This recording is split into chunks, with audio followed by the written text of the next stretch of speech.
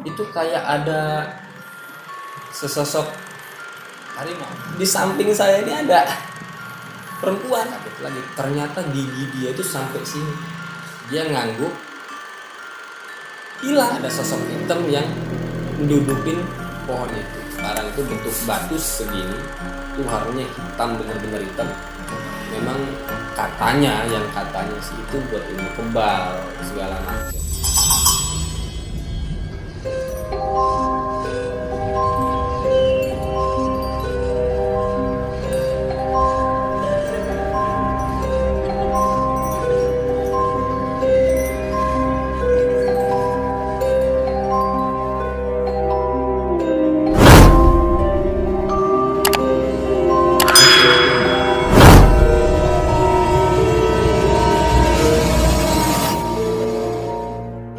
Assalamualaikum warahmatullahi wabarakatuh. Para teman malam, balik lagi sama gue Guntur di channel Malam Misteri. Di channel ini kita bakal bahas kisah-kisah misteri atau pengalaman horor dari berbagai narasumber. Nah, buat lo yang belum subscribe dulu lah, biar kita semangat bikin konten lagi dan nyari narasumber. Kali ini kita udah kedatangan narasumber lagi. Beliau berasal dari Lampung. Nah, dia akan nyeritain kisah-kisah horor sewaktu dia mengolah kebun sawit di Lampung. Nah, gimana ceritanya? Ya kita langsung aja kita tanyain orangnya. Nah, kita kenalin dulu sama orangnya, dan ini orangnya Mas Apip. Gimana Mas Apip kabarnya? Alhamdulillah sehat. Nah, sekarang kesibukannya apa nih? Kalau kesibukan sekarang sih jadi anggota keamanan lah ya di salah satu perusahaan security lah. Oh, berarti sekarang lagi ngerantau lah istilahnya ke sini. Merantau, kita merantau lah. Nah, katanya Mas Apip itu punya pengalaman ya lumayan horor lah ya di daerah Lampung sana. Bolehlah kita berbagi di sini lah ya. Boleh. Yaudah, langsung aja kita mulai cerita dari Mas Apip. Silakan Mas Apip.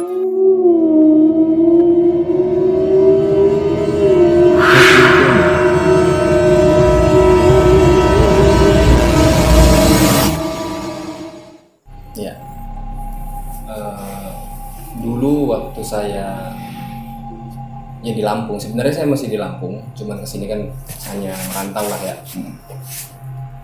Pengalaman misteri itu memang ada sih di waktu saya masih mengelola lahan sawit, dan lahan sawit itu ada apa ya, di tengah-tengah lahan sawit itu kan ada sumber mata air itu kan. Terus Semacam danau lah ya. Dia bukan semacam danau, jadi rawa lah. Jadi lahan sawit ada dak gitu kan, terus ada perengan begitu, ada rawa di situ. Nah, di situ pertama kali saya mengolah itu kan waktu itu diajak sama orang tua ya kan. Sama orang tua diajak, ayo ke sana. Sorry, ini kejadiannya itu kapan tuh? Sekitar tahun berapa? Itu di tahun 2008 lah kayaknya. Sekitar 2008 ya.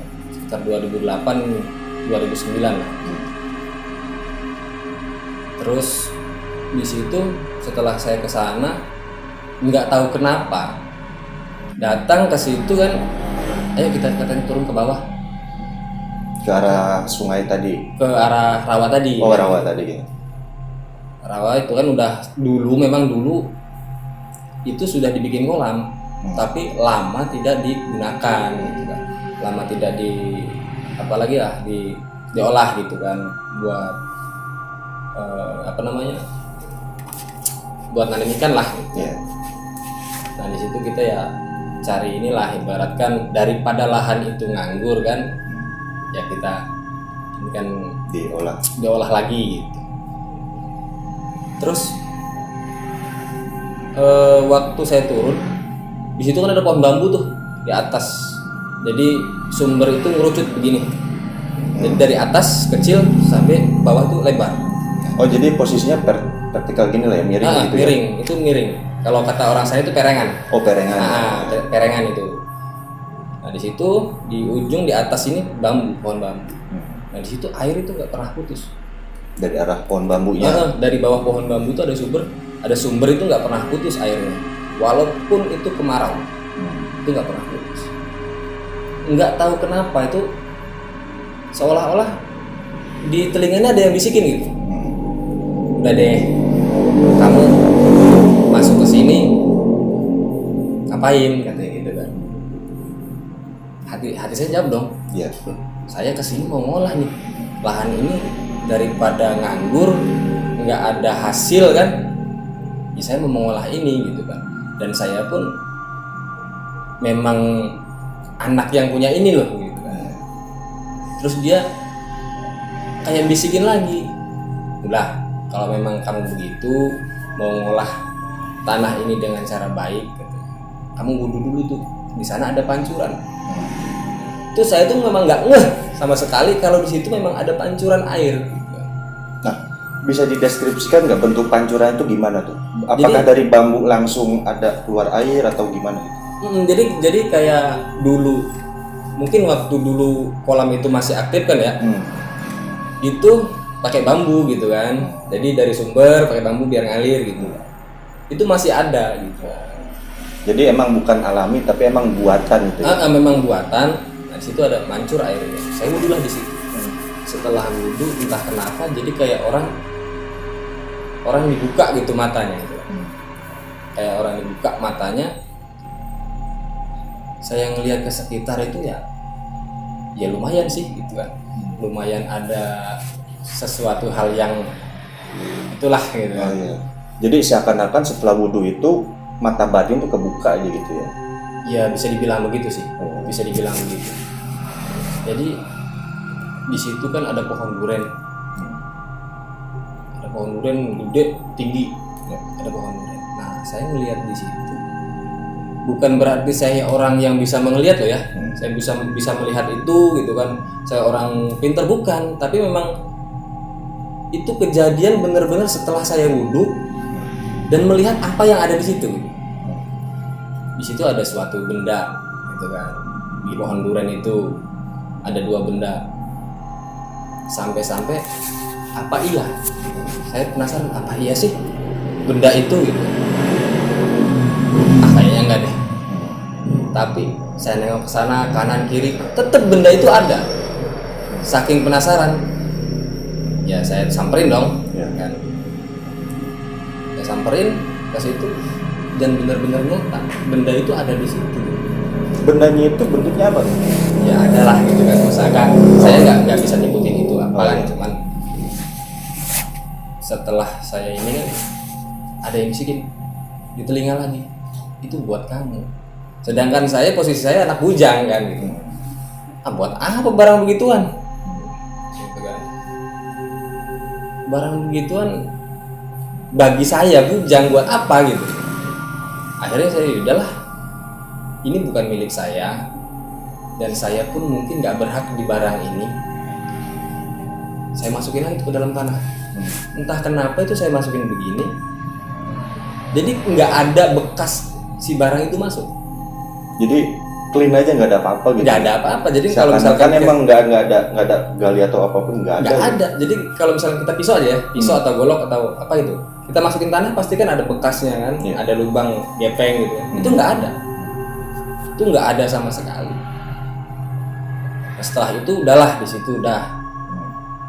Setelah itu pulang dong, kita kan tanya-tanya sama orang tua di rumah. Itu di sana ada apa nih Pak? Apa nih, kamu lihat apaan?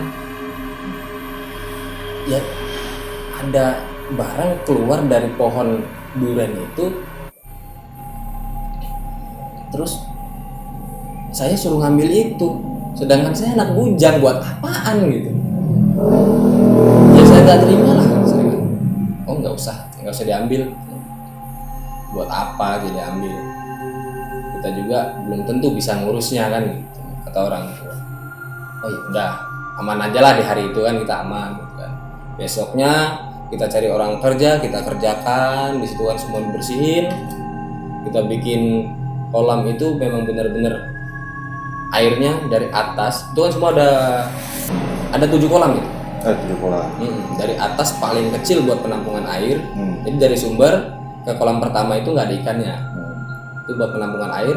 terus kita kasih pipa lagi, kan itu kan kayak pegunungan. Kita bikin begitu, itu air mengalir.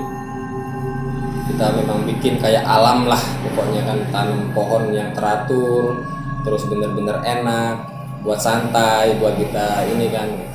Udah berjalan, entah kenapa kok, karena yang ngurus kan saya sendiri gitu.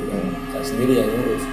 Dulu saya ngurus itu waktu masih sekolah SMA kelas 2. Terus di situ di pojok kolam itu kayak ada sesosok harimau. Tuh. Saya takut dong, ya kan, karena lama nggak ke Lampung, ya kan. Sekali ke Lampung ke sana, kok ada sosok harimau, kan gitu. Ini nyata atau tidak? Cuman dia tuh cuman diem di pojokan ngeliatin saya doang gitu. Kalau memang dia itu nyata, pasti berdiri mendekat dong, ya kan? Dia mendekat, seolah-olah kayak menerkam. Kok dia diem aja gitu? Saya berpikir, gimana caranya? Saya lari takut dia ngejar, tapi kalau saya samperin, berarti saya bunuh diri, kan gitu. Tapi saya tuh di situ, kayaknya bukan deh, itu halusinasi aja lah. Menjemin mata 1 menit 2 menit, buka mata lagi masih ada. Wah, ini jangan-jangan beneran. Akhirnya saya ambil golok, saya deketin, seolah-olah saya mati pun nggak apa-apa gitu. Bukannya sombong loh, bukan ya, tapi udah kepergok, sama-sama kepergok. Dia kepergok saya kan, saya kepergok dia gitu kan. Daripada saya mati konyol lari dimakan, saya samperin kok dia diem sampai jarak 2 meter, dia tuh diem, tetap duduk ya kayak kucing lah, gimana sih begini kan gitu. Wah, ini bukan nyata berarti ini, kata saya ini. Kalau memang dia real harimau 2 meter, saya diterkam. Akhirnya karena saya orang muslim, di dalam hati membaca apa yang saya bisa, menjemin mata, terus melek lagi, hilang. Siapa itu? Jadi si harimau itu setelah kita doain ya hilang aja gitu ya? Hilang. Nggak tahu larinya kemana itu? Nggak tahu. Hilang aja gitu. Padahal si kolam ini, posisi kolam ini memang kita pakai kelilingin pagar. Karena kalau kita nggak kelilingin pagar juga kan kayak biawak, ular, terus ya hewan-hewan yang bisa makan ikan itulah, kan gitu kan. Jadi hindarin itu. Nah, itu di dalam pagar harimau itu. Terus hilang setelah kita doain itu. Si harimau itu udah masuk dalam pagar? Masuk dalam pagar, makanya saya mau lari. Kalau nggak ngelawan saya mati konyol. Kalau kita lawan ya sama Sri lah, paling tidak dia luka gitu kan. Jadi bukan karena sok berani gitu kan, cuman udah kepergok, benar-benar kepergok. Terus hari itu udah berlalu lah setelah ketemu harimau. Pulang, saya nggak berani tanya sama orang tua, karena udah kata orang tua saya tuh, udahlah biarin yang begitu mah, katanya kan gitu. Dari awal saya nemuin benda itu. Terus keesokan harinya lagi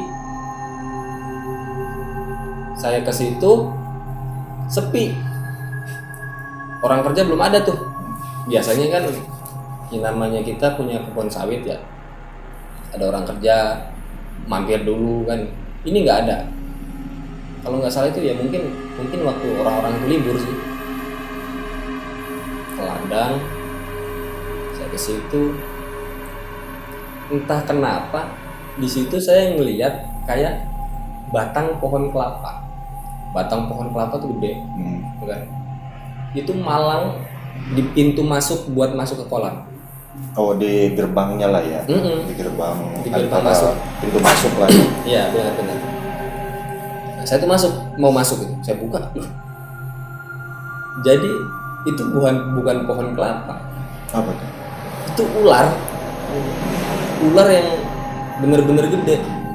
Segede pohon kelapa. Iya, bahkan lebih gede lagi dari batang pohon kelapa itu.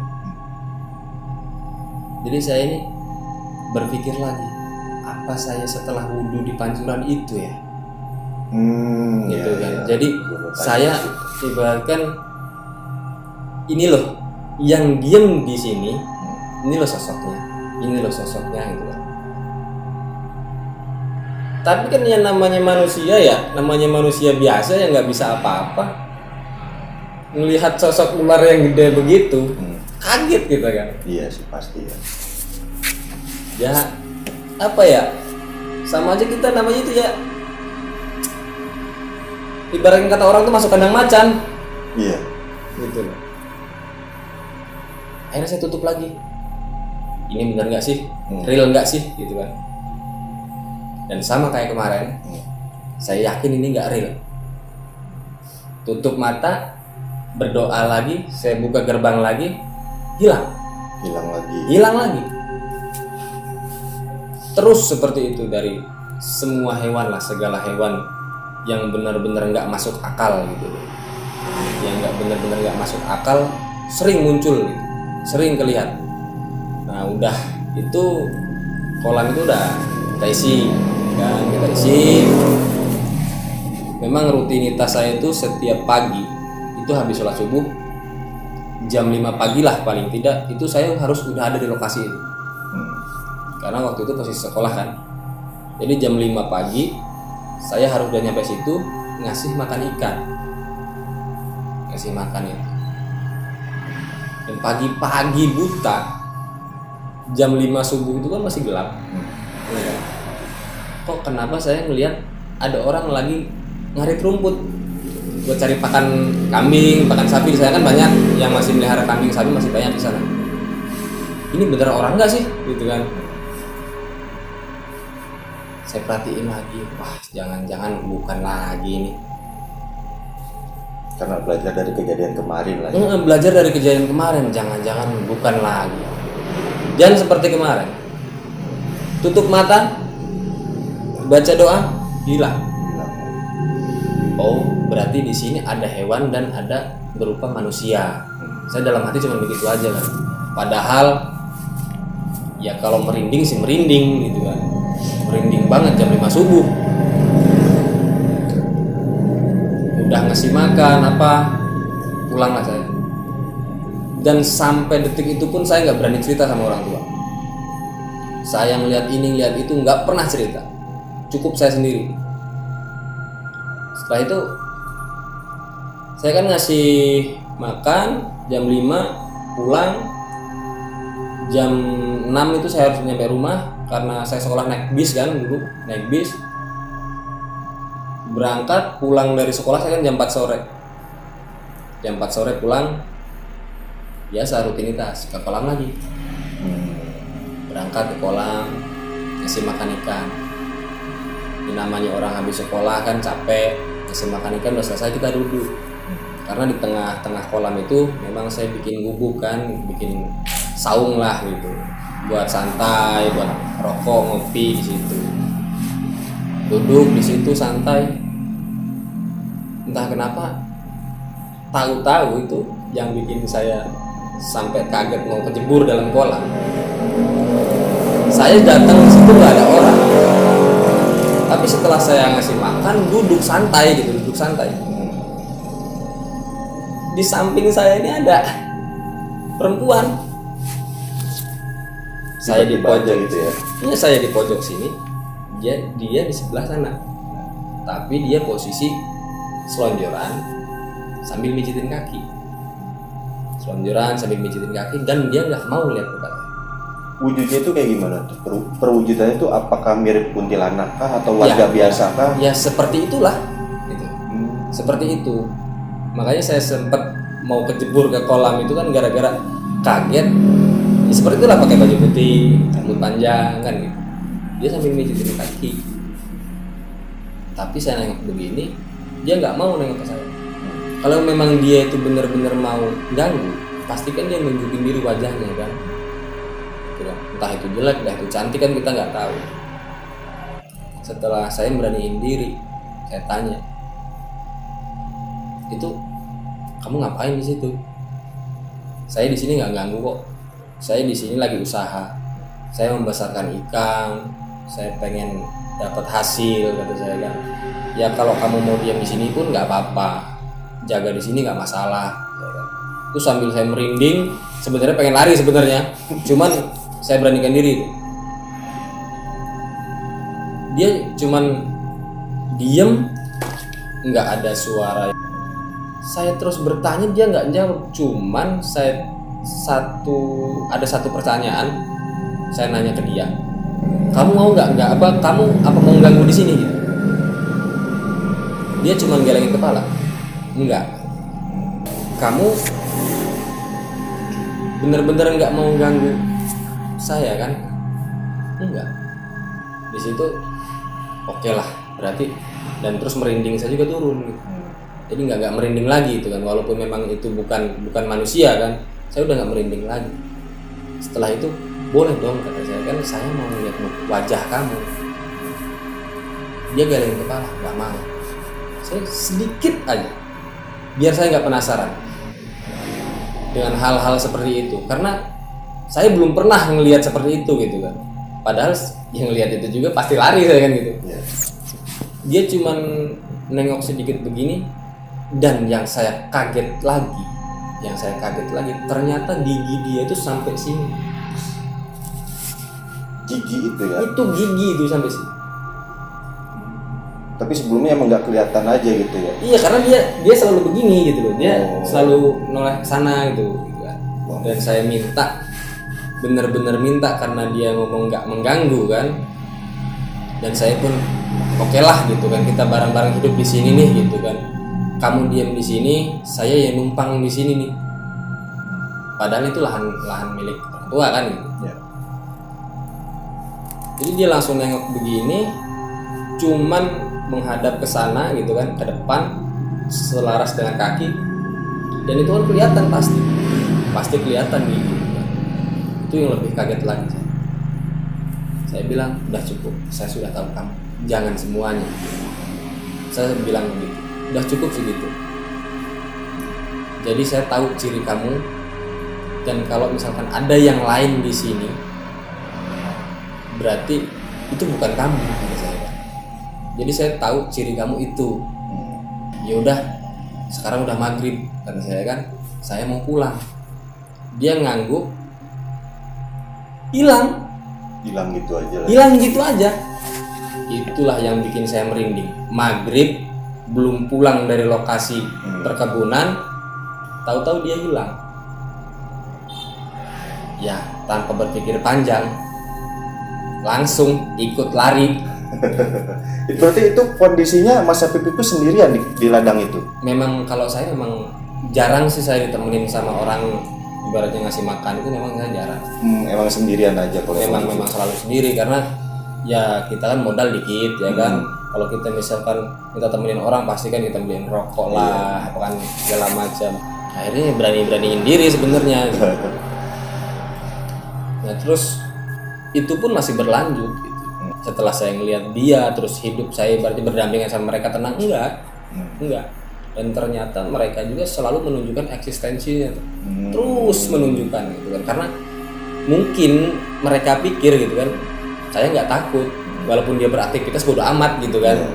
Memang rutinitas saya itu waktu bujang jam 5 kasih makan ikan, jam 6 pulang berangkat sekolah, jam 4 pulang sekolah langsung lari ke kolam, ngasih makan ikan. Dan di situ selalu setiap hari saya pulang setelah maghrib. Setelah maghrib saya baru pulang. Jam 9 saya keluar main sama teman-teman segala macam kan. Itu jam 2 saya belum pulang ke rumah. Itu memang sempat orang tua, kamu kalau main jam 10 sudah pulang ke rumah katanya kan gitu. Saya cuman iya, tapi setiap hari saya pulang jam 3 setiap pulang. 3 itu 3 sore? Subuh. Oh, 3 pagi? Pagi, jam 3 pagi itu saya pulang main ke rumah. pulang gitu kan. Di situ orang tua kan marah-marah kan gitu kan. Ya karena namanya orang anak muda kan, nggak boleh pulang malam kan, pulang pagi aja sekalian gitu. Tapi tetap saya jalani gitu, pulang pagi tapi nggak pulang ke rumah. Karena di kolam itu memang saya bikin rumah gitu, rumah buat penyimpanan pakan, terus pupuk gitu kan, buat sawit, buat singkong, itu simpen di situ semua. Alat-alat kerja itu semua di situ. Terus ada tempat istirahat, kita bikin panggung di atas gitu kan. Kamarnya di atas, di panggung itu kamarnya. Nah di situ saya tuh berpikir, kasihan juga orang tua saya kalau setiap jam 3 lagi enak-enaknya tidur, ya kan, saya pulang gedor-gedor gitu. Dan akhirnya juga mereka nggak tidur lagi gitu kan sampai malam lagi. Akhirnya saya berpikir, saya pulang ke kolam aja lah, sana kan ada rumah, kunci juga saya megang. Setiap malam jam 3 saya pulang ke sana, ke kolam. Jadi nggak pulang ke rumah ya? Nggak pulang ke rumah. Tapi mereka nggak tahu kalau saya tidur di mana gitu. Saya tidur di kolam. Karena di situ, di rumah itu memang alat masak pun ada gitu, alat masak pun ada. Hari pertama tidur di sana nggak ada apa-apa. Hari kedua nggak ada apa-apa. Dan hari ketiga saya baru datang pun disambut sama si perempuan itu. Benar-benar disambut. Dia itu ada di depan rumah gitu kan. Maaf kalau motor saya berisik gitu saya. Memang motor saya kan motor trail, memang knalpotnya saya blong gitu kan, jadi suaranya keras. Maaf kalau saya berisik, setiap malam saya tidur di sini. Karena apa? Saya mau pulang ke rumah, kasihan orang tua. Saya ngobrol, kalau mungkin kalau ada orang yang lihat mungkin orang gila nih, ngobrol sendiri kan gitu. Di situ si perempuan itu menghilang gitu aja. Akhirnya saya buka kunci rumah itu, saya masukin motor, udah naik ke atas kamar tidur. Itu kayak mimpi, tapi saya masih setengah sadar. Terus di situ ada yang ngomong dari bawah, "Leh, sampean cek ngopo ning kene?" Jadi pakai bahasa Jawa Timur. Itu. Ya karena kan mayoritas di sana selain bahasa Lampung aslinya, ada bahasa Jawa Timur, bahasa Sunda itu campur-campur, ada bahasa Palembang gitu. Karena kebanyakan perantauan lah ya. Banyak perantau dan daerah trans gitu kan. Sampean cek ngopo ning kene? Itu artinya kurang lebih lagi ngapain di sini? Itu artinya kan kamu lagi ngapain sih di sini gitu kan, malam-malam begini kan gitu. Maksud dia mungkin. Saya jawab dengan bukan dalam hati tapi dengan suara lagi gitu kan, "Maaf lah, saya mau pulang ke rumah, kasihan orang tua, saya mau tidur di sini aja." Udah nggak ada jawaban lagi, hilang aja. Ya udah tidurlah saya di situ. Tidur situ saya pagi baru pulang. Setelah ngasih makan ikan, pulang. Terus besoknya begitu lagi, disambut lagi saya. Berarti lama kelamaan udah mulai akrab lah ya, udah terbiasa. Udah kayak apa ya? Saya ngelihatnya manusia gitu aja, ngelihatnya gitu kan. Tapi sebenarnya asal dia kalau muncul dia tiba-tiba, kaget dan merinding saya juga kalau dia muncul tiba-tiba. Tapi kalau memang dari jauh saya udah tahu dia ada di situ, saya nggak kaget dan nggak merinding. Saya ada temennya. Itu perasaan saya. Pada suatu hari, saking saya tuh, ya maaf ya, saya peminum gitu kan, mau pulang ke rumah malu, masih bau mulut kan, bau alkohol kan. Pulang ke kolam lagi lah. Dan saya ngajak temen nih, "Kamu mau pulang kemana?" "Mau pulang ke rumah." "Takut," kecil. "Kenapa takut?" "Masih bawa alkohol." "Ya udah ikut saya aja yuk." "Emang kamu gak pulang ke rumah?" "Enggak, saya setiap malam gak pulang ke rumah," katanya. "Kamu pulang kamu kemana?" "Biasa, base camp gitu kan." Dia tahu memang saya selalu di situ kan gitu. Mereka pun kalau nyari saya itu memang di situ. "Ya udah yuk, ikut." Padahal anak ini benar-benar penakut. Benar-benar penakut. Dan waktu di jalan dia tuh megang saya, bukan megang kayak orang biasa naik motor boncengan gimana sih kan. Itu bener-bener perut itu diginiin kenceng sama dia, saking gara-gara dia takut, ya memang kita kan orang Jawa kan, dia ngomong iki ora apa-apa, maksud dia ini nggak apa-apa, nggak, santai katanya kan. Dan si perempuan itu nggak ada tuh di depan rumah, nggak nampakin diri karena mungkin saya bawa teman kan gitu. Akhirnya masuk ke rumah, udah mau tidur begitu kan, temen tanya, saya udah tidur tuh, udah apa ya, udah pulas lah mungkin itu kan, udah pulas mungkin. Temen itu bangunin, bangun, diam kata saya, pusing kepala ini, kamu malah nggak tidur, bangun gitu, bangun dulu, apa, udah bangun cepet, melek kan saya kan, melek apa gitu kan, ngeliat ke samping dia, ini di samping saya siapa yang tidur katanya kan gitu. Saya bangun duduk, oh udah nggak apa-apa biarin, gila kamu katanya, kamu sih enak ngomong biarin, saya katanya kan, ya udah permisi aja sama dia, kan, suruh pergi, jangan di sini, kita mau istirahat. Pergi itu akhirnya. Kita udah sampai pagi, si anak itu ngomong, tadi malam siapa? Itu biasa yang di sini, gitu saya kan. Saya setiap malam tidur di sini, dialah yang nemenin di sini. Tapi memang dia nggak tidur waktu itu, maksudnya nggak nemenin saya tidur gitu kan, saya tidur dia sambil tidur saya nggak, saya kan. Dia nggak tahu kemana. Tapi saya merasa nyaman karena saya tahu dia tahu saya di sini, udah cukup gitu kan. Ngerasa ditemenin lah. Nah, ngerasa ditemenin gitu kan. Ada orang lah gitu. Perasaan saya cuma ada orang lah. Gitu. Bukan sosok hantu gitu kan. Stres kamu kata dia kan. Dia tuh sambil badan tuh pagi-pagi tuh masih merinding gitu. Ya udah yuk cepet kita pulang aja. Santai, saya sekolah libur gitu ya kan. Saya sekolah libur. Santai aja, jangan santai-santai gitu. Saya dari tadi malam merinding nggak berhenti gitu kan. Masih ngerasain merinding nggak berhenti gitu. Ya udah yuk, saya kasihan kamu lah, yuk pulang. Kita pulang, udah. Nah di situ dia cerita lah sama teman-teman gitu. Cerita, wah saya semalam begini nih. Dan besoknya saya ajak lagi. Ya, kamu jangan stres katanya gitu kan. Jangan bikin saya gila. Udahlah, kita ke kolam. Nah, posisi itu ikan udah gede-gede tuh, udah lumayan enak dibakar kan. Kita ke kolam, kita mancing ikan. Satu orang 2 ikan udah kenyang gitu kan. Oke lah boleh katanya. Tapi sangu ini ya katanya. Kecap. Ya, oke boleh lah. Itu udah kita bawa kecap, bawa cabai, bawa ini segala macam lah. Sama kopi buat santai di situ gitu kan, di tengah-tengah kolam ada saung itu tadi. Kita udah mancing dapet, kita bersihin ikannya, udah mau manggang ikan itu. Kalau nggak salah itu saya tuh cari kayu itu, karena buat bakar-bakar itu kan, ya memang udah hidup tuh api, cuman kayu kan kurang gitu kan, buat bakar 4 ekor ikan gitu kan kurang. Udah saya cari kayu dulu ya. Udah nggak apa-apa saya di sini. Dia merasa nyaman mungkin karena ditemenin api kan gitu kan, anget, suasana nggak ini.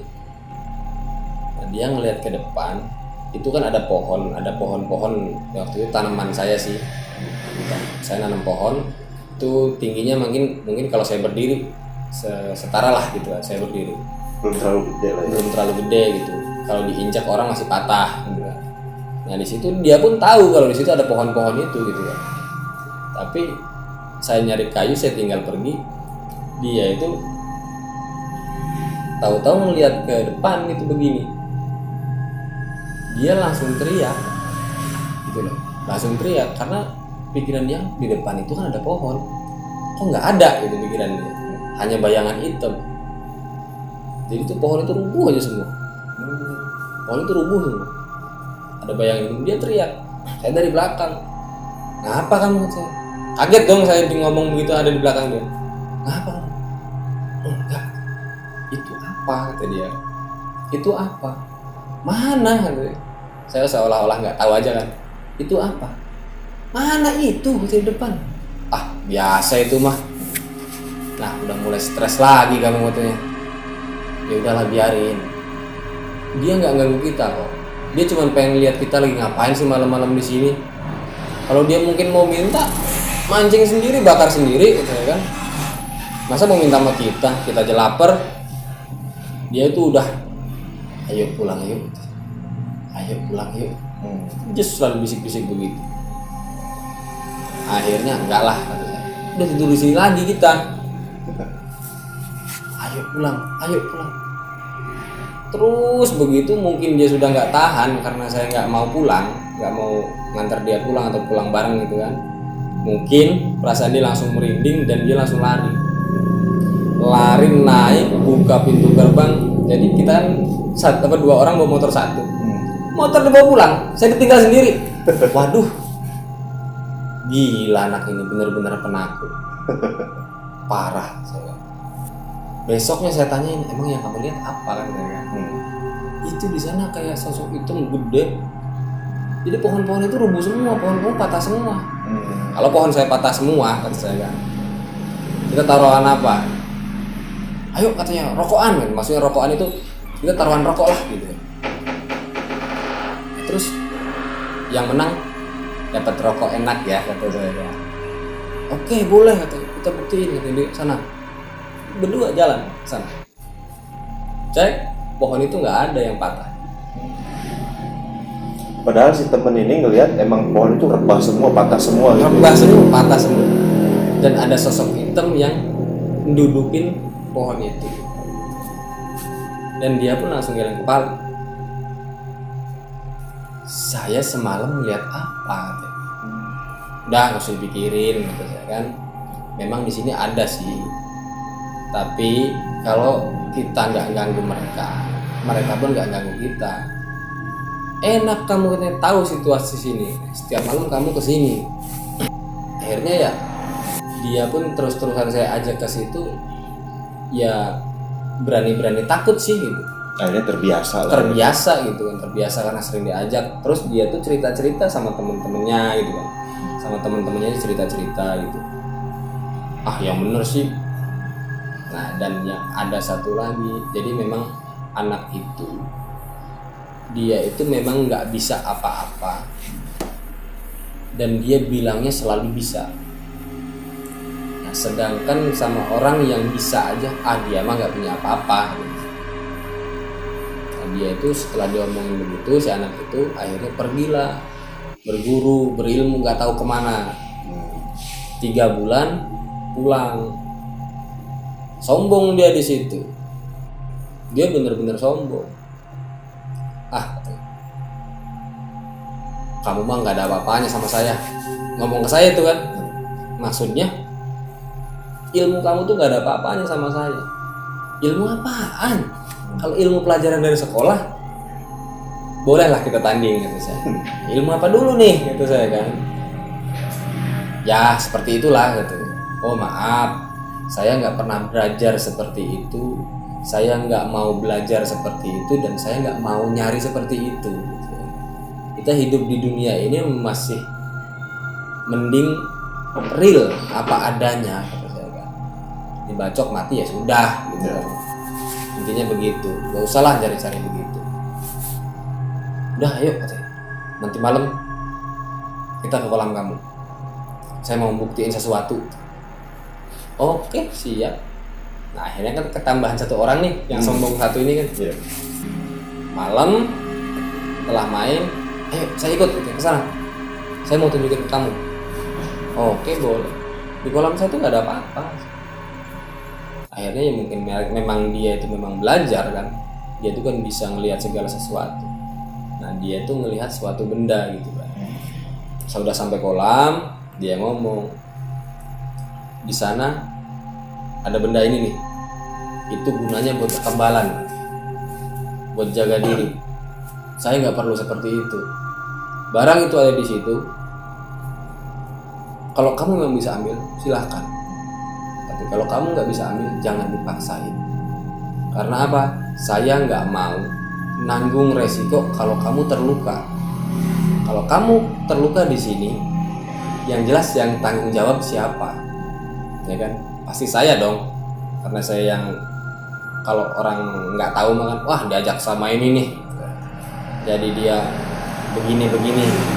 Tapi akhirnya dia tetap maksain diri. Saya mau ambil. Ya udah silahkan. Memang kalau kamu bisa benar-benar kamu hebat, ambil itu. Dia turun ke bawah sendiri. Nggak tahu ngapain di sana. Nah di atas itu ada bisikan orang tua di samping telinga kanan saya ini kan. Kamu emang izinin dia ngambil itu?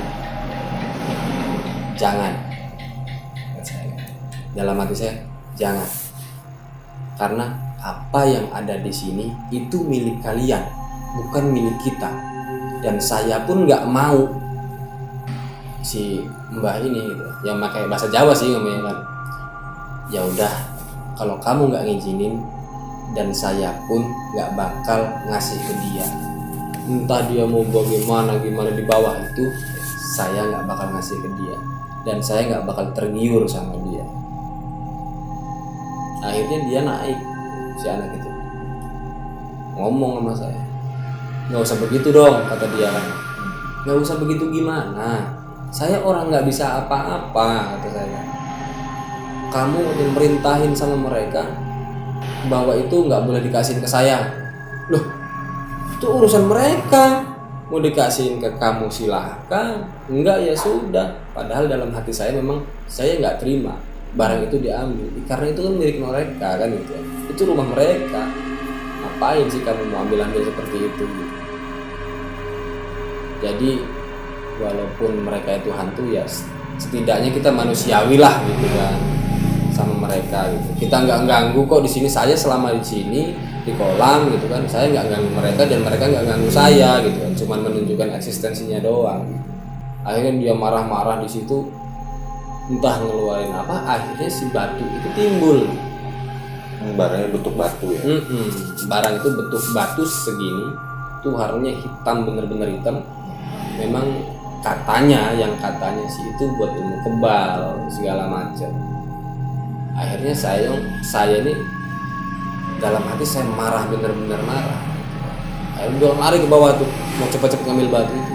Tapi dalam hati saya marah. Dan batu itu diambil begini nggak kena. Cuman kelihatan memang itu nyata gitu. Diambil sama dia nggak kena. Karena mungkin bagi mereka, kamu minta izin sama orang yang punya lahan ini aja nggak sopan gitu kan. Mungkin buat mereka gitu kan.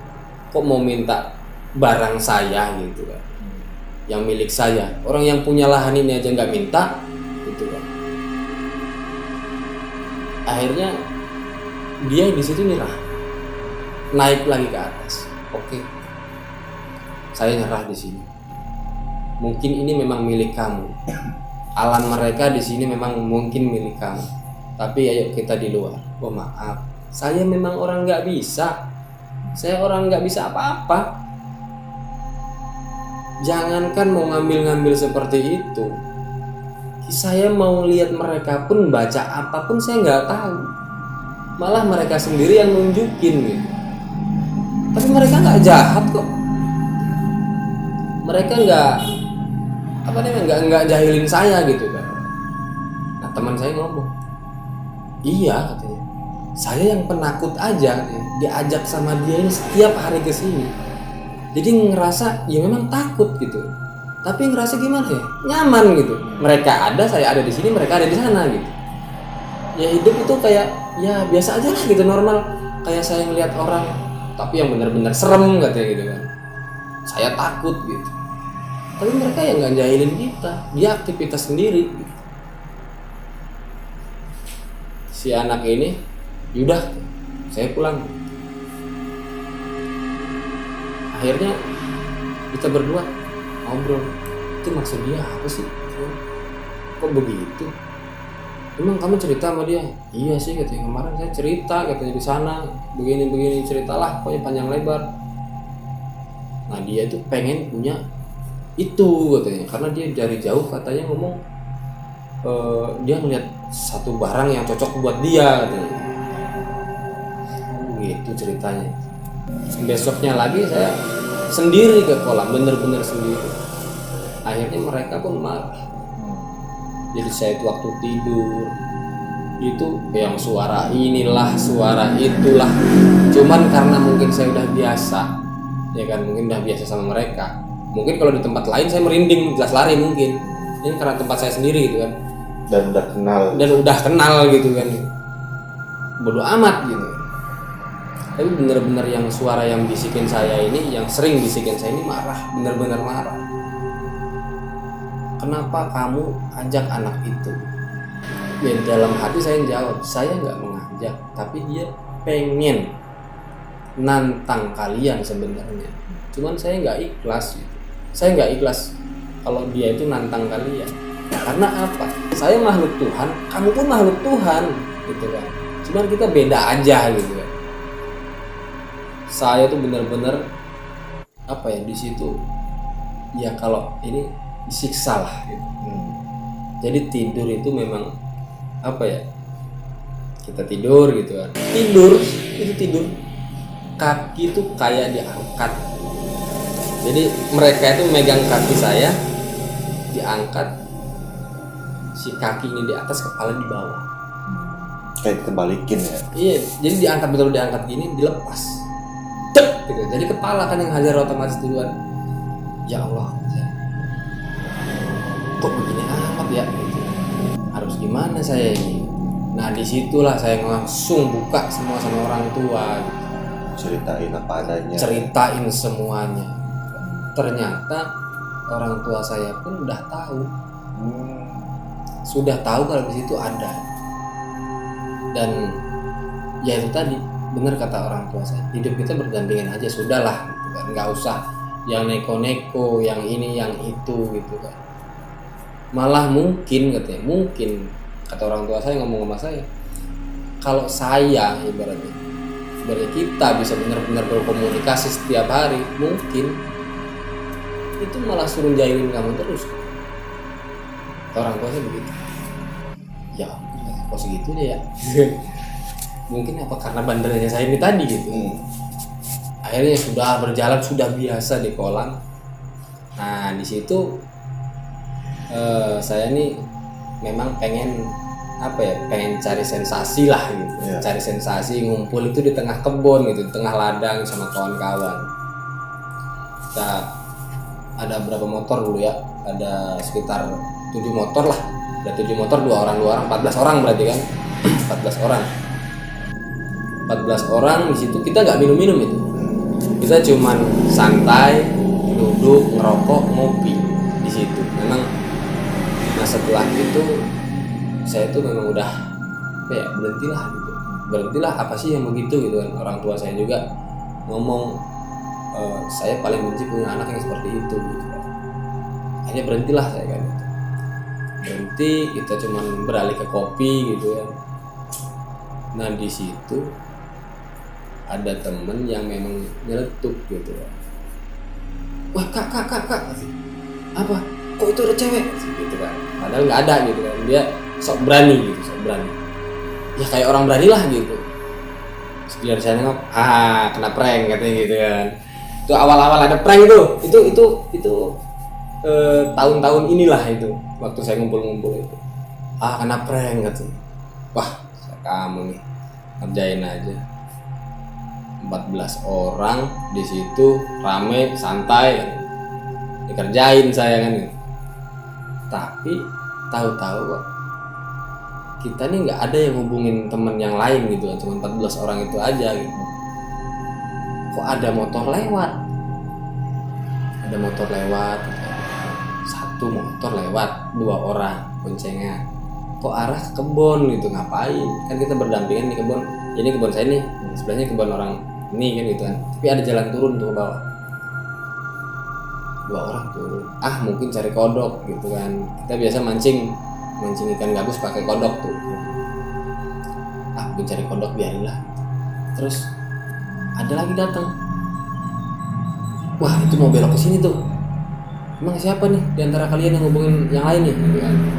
Kalau ngubungin yang lain sini disuruh bawa kopi dong, kata saya kan gitu. Emang benar si motor itu beloknya ke arah kita nih. bener-bener nyata. Kita 14 orang ini menyaksikan bahwa motor itu arahnya ke sini. Tapi jarak sekitar 20 meter sampai 30 meter. Lampu itu mati. Dan suara motor itu mati. Kita baterai. Siapa nih? Jangan-jangan mau ngagetin kita kan? Kita baterai. Ini nggak ada orang sama sekali. Jadi si motornya tuh nggak ada ya? Nggak ada sama sekali. Si motor itu nggak ada sama sekali.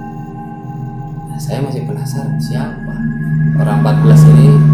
Ayo, kita orang 14 dua-dua. Berhenti motor itu tadi di mana? Kita puterin. Kalau dia mau nakutin kita gebukin kan. Itu orang banyak tuh saya kan. Di tengah kebun begini mau bercanda gitu. Akhirnya kita muter. Nggak ada orang, kita muter. Lokasi motor di tengah nih. Kita muter dua-dua begini. Jalan. Ketemu di titik yang tadi motor berhenti. Ya memang kita sisir kanan kiri kan nggak. Itu nggak ada motor dan nggak ada orang. Nggak ada aja ya, kosong aja ya. Kosong. Mereka pun langsung, "Kak, yuk kita pulang," katanya gitu. Nanti saya masih penasaran gitu ya. "Udah Kak, ayo kita pulang." Saya penasaran yang mana, ini udah jelas-jelas nggak ada katanya. Saya penasaran sama yang tadi turun ke bawah. Oh iya, nah akhirnya mereka semangat lagi nih. Oh iya, ayo, kita orang banyak katanya. Oke, bener ya. Ya, turun lah kita bareng-bareng. Turun ke bawah, kita cari motor itu pun nggak ada. Hilang aja gitu. Hilang tanpa jejak motor nggak ada. Jejak motor ke bawah pun nggak ada. Gitu. Biasanya kalau kita motor turun ke bawah, pasti ada bekas motor ngerem kan gitu. Itu jejak motor ngerem itu nggak ada. Clean aja, nggak ada orang lewat gitu ya? Nggak ada orang lewat. Mereka tuh langsung pada lari. Motor ditinggal di kebun sampai besok pagi. Habis itu ya mungkin saya dan nggak berani lagi ngajak mereka ke kebun saya, karena mungkin cukup saya aja lah yang tahu mungkin kan gitu. Jadi mereka pun menunjukkan itu cukup ke saya aja mungkin gitu. Jadi saya jangan ngajak lagi. Sampai sekarang sebelum saya kesini saya nggak berani ngajak mereka. Akhirnya saya kesini, sebelum saya kesini adalah kalau malam jangan ke sana sendiri atau berdua selain dengan saya. Akhirnya ya udah, saya mau pergi merantau. Ya mungkin itulah cerita dari saya gitu.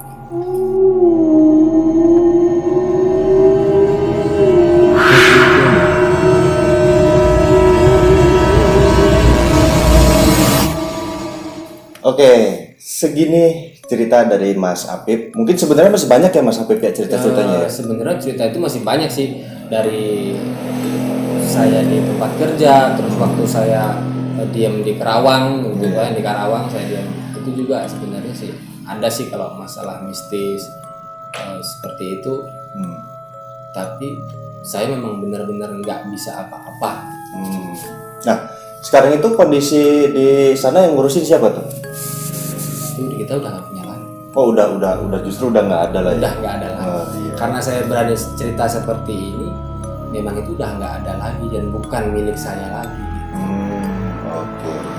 Segini aja konten kita kali ini, dan buat kalian yang pengen Mas Apip cerita lagi, lu komen aja di bawah ya. Dan follow juga sosial media gua dan Instagramnya Misteri Malam, dan juga Instagramnya Mas Apip. Di mana Mas Apip? Di @apip_dwi_septian. Oke, nanti linknya gua taruh di deskripsi. Dan buat lu yang pengen cerita langsung ke sini, lu kontak aja ke Instagram Misteri Malam, atau lu email aja di deskripsi ya. Nanti gue cantumin di situ. Nah, buat lu juga yang nggak bisa datang langsung ke sini, lu bisa kirimin tulisan lu atau voice recording lu ke email di bawah gitu. Nanti kita storytellingin di channel ini gitu. Yaudah, segini aja konten kali ini, dan jangan keluar malam sendiri. Assalamualaikum warahmatullahi wabarakatuh.